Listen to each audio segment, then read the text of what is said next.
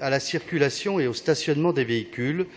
Et c'est un objectif qui nous semble impératif, tant pour des raisons de santé publique que d'un meilleur partage de l'espace public urbain, qui est et qui doit rester, en particulier à Paris, un lieu de vie.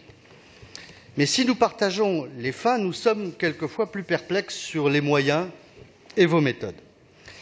Interdiction, verbalisation, enlèvement, disparition, pénalisation, culpabilisation, évaporation, vous êtes très en verve de suppression en tout genre.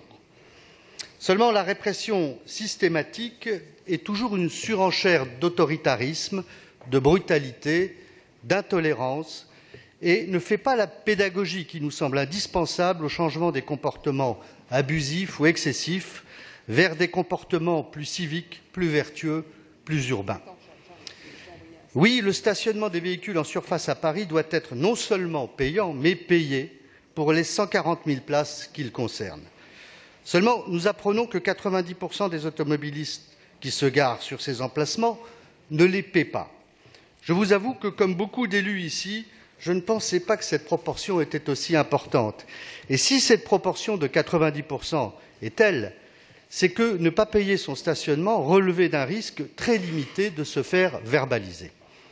Et quand un règlement censé s'appliquer à tous s'applique à seulement 10% de la population concernée, quelle est la règle? La règle, c'est la coutume. Et la coutume est source de droit.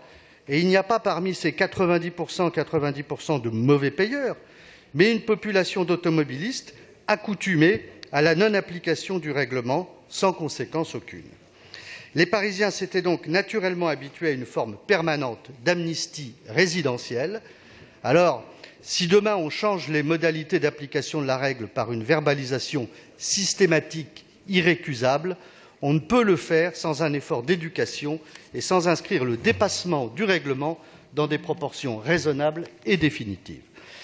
Et en faisant appel à des professionnels du PV, véritables chasseurs de primes, il est clair que les automobilistes parisiens demain n'auront plus le droit à la moindre indulgence ou au moindre pardon.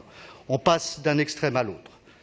Pourtant, le mode de vie des Parisiens les amène à devoir effectuer souvent des arrêts de très courte durée ou encore à accuser de bonne foi un léger retard par rapport à l'estimation initiale de leur temps de stationnement.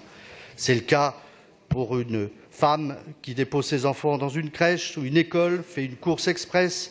C'est le cas pour des automobilistes qui pratiquent les arrêts minutes dus à l'étourderie, le stress et toutes les trépidations connues de la vie urbaine qui sont, vous le savez, fréquents et naturels. Il faut donc fixer une règle de tolérance dans l'application de ce nouveau mode de gestion pour ne pas le rendre inhumain. Et c'est le sens du vœu que nous proposerons aujourd'hui au Conseil de Paris. Instituer d'abord la gratuité de l'arrêt minute pendant une durée entre 5 et 15 minutes sur la foi d'un ticket gratuit arrêt minute indiquant l'heure précise d'arrivée. C'est aussi l'idée de fixer une tolérance pour les usagers qui accusent un dépassement de la période de stationnement payé d'une durée inférieure à 15 minutes. Seules ces dispositions permettront aux Parisiens d'accepter le projet que vous leur proposez d'externalisation de la verbalisation du stationnement à Paris. L'expérience tirée de la privatisation du service d'enlèvement des véhicules gênants avec les voitures de fourrière atteste que la question du rendement économique devient, dans ce cas, très vite prépondérante lorsqu'une entreprise privée est chargée d'une mission de service public, en particulier sur le respect d'un règlement en matière de stationnement. Les automobilistes de toute origine ont bien compris qu'ils n'étaient plus les bienvenus dans l'espace public parisien. Néanmoins, ils méritent bien, dans l'enfer qu'on leur fait vivre, d'être traités avec un supplément d'âme. C'est la raison pour laquelle, seuls si ces préconisations, ces deux amendements proposés sur l'externalisation de l'application du stationnement payant sont pris en compte, que nous voterons pour. Dans le cas contraire, nous serions contraints de refuser de soutenir votre proposition.